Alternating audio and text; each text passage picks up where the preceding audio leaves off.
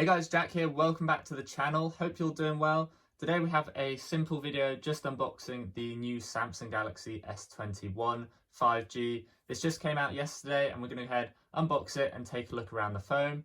So along the top of the box we just have a simple design, S21, and it is the 5G model. No 4G versions this year. Along the bottom of the box we have some of the specs. So this is a 128 gigs. They also do a 256 gig model, but no micro SD expansion, so make sure you get the size you want. Down to 8 gigs of RAM this time, and this is the Phantom Grey colour. Along the side we just have Galaxy, along the back just some information, and then Samsung on this side. So we'll go ahead and cut these two tabs along the back of the phone. And then we'll flip it back over, take the lid off, and there's the phone. We're presented with it straight away. We'll go ahead and lift that out, and there you go, there's the phone, and there's the back, the Phantom Grey. We'll just put that off to the side for now. And taking a look in the rest of the box, so we get a little booklet here with some information and a SIM ejection tool. No charging brick this time, but if we do open this up, we should get a charging cable inside here. So if we just pull this out, there we go, there's the quick start guide and warranty card, and then in the rest of here, so you open it up, there we go, there's the Type-C charging cable, so we'll just slide that out. There you go, Type-C to Type-C, so you can use that with any chargers you have already, but there is no charging brick in the box this time, and it sports up to 25 watt fast charging. So we'll go ahead and put that off to the side, and we'll take the phone here. We'll go ahead and remove the protector on the front there, just peel that off. And we'll go ahead and do the same on the back here.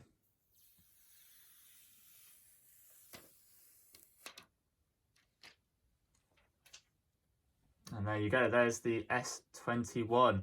So we'll go ahead and power it on.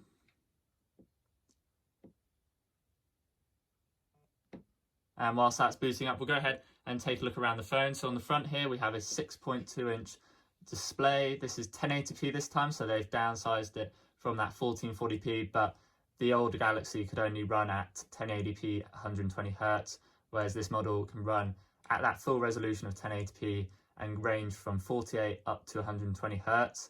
We have that hole punch camera at the front, the top there. Along this side, we have no buttons, no Bixby button. We have some antenna lines. Along the back here, we have our triple camera design. This is pretty much carried over from the S20, so we have an ultra wide, a wide, and a telephoto. So that's 12, 12, and 64. Accessibility mode. Continue holding the screen with there we go. Until There's you hear a beep. Bixby talking. Go ahead and turn that off. And on the back here, we still have Samsung with some of the information here. So shame they couldn't get rid of that. It is this plastic back or polycarbonate, so basically a plastic back, so it feels soft touch to the back, nice frosted feel, so it makes it feel a bit lighter than the glass that you get on the S21 Plus or the Ultra. Along the bottom here we have the SIM tray card with the hole there to eject it. There's also a microphone, Type-C connection, and the speaker. Along the right hand side we have the power button along with the volume rocker, and you can see there how the camera blends into the side, so nice design there from Samsung. We also have the flash up here, and then on to the top there we have two more microphones for the phone. We'll go ahead and tap it to wake it up. I'll go ahead and set this up. If you want to see how to set it up, I'll leave a link in the top right, but we'll come back once it's set up. Okay, so after about 5 minutes of setting up the phone, it's all done. We're here on the home screen, and we'll start off by taking a look at the fingerprint scanner. So you just have to go ahead and hold your thumb. Seems to be very quick, very accurate. In terms of the size, so if we go ahead and wake up the screen, you can see there where it wants me to put my finger, or thumb I should say. If I just put it down on the bottom edge, you can see it's still unlocked. So it seems to be bigger as they said it was. But just seems to be very fast and very accurate so far, so that's good to see. In terms of storage, if we go into the settings here and then just search for storage, we can go ahead and see how much you get out of the box. So we're using about 28 gigs, so that leaves you with 100 gigs on this model. So bear that in mind, just the software alone takes up 28 gigs. If you want more, you will need to get that 256 gig model, since there isn't any micro SD card slot on this phone. Heading back out, just going into some of the apps that come installed by default. We obviously have all the Samsung ones they like to install, all the Google ones, and then some Microsoft ones as well. And then you can see some other random ones like Facebook, Spotify, but not too bad, and you can obviously uninstall them if you wish. You also have this Samsung free app, which is basically some games that they want you to play, along with some news articles that you can read. And then off to the left, you now have the option to have Google Discover. You can also change this to Samsung free, but it's good to see that they have got rid of the Bixby and you can have Google now there instead. Taking a look at the wallpapers, go into My Wallpapers. They have a few different options. You have some video ones that play this little live video for you, and then you have some stills as well, but a good selection there, 18 different ones preloaded, quite tasteful I think. Heading back out there. So that's the phone and the software. There is a software update as I launch the phone, so make sure you check that when you get your new phone. Go ahead and update it. In terms of the feel, the plastic on the back does feel different to glass, I have to say, but it's nice and frosted, and you can see it's holding up very well to fingerprints. There's barely any visible on the back there, so that's good to see. That's the one upside I'd say, but this may be the same on the frosted glass of the S21 Plus and the Ultra. But we'll have to see how it holds up over time with scratches.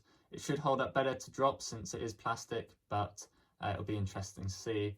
One other thing is it does still have the option to charge wireless devices, so you have to go in here, and you can see here some of the other options they haven't added. But if you go into wireless power share and then tap that, I'll drag it down, sorry, hit done.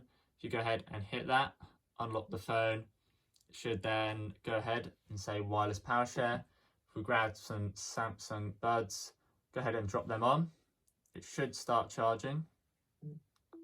There you go, there's the noise and the little orange light. So you still have 4.5 watts of wireless charging, which is very useful actually if you have a pair of the wireless headphones. And you can see there, go ahead and go back into the phone. So that's useful to see.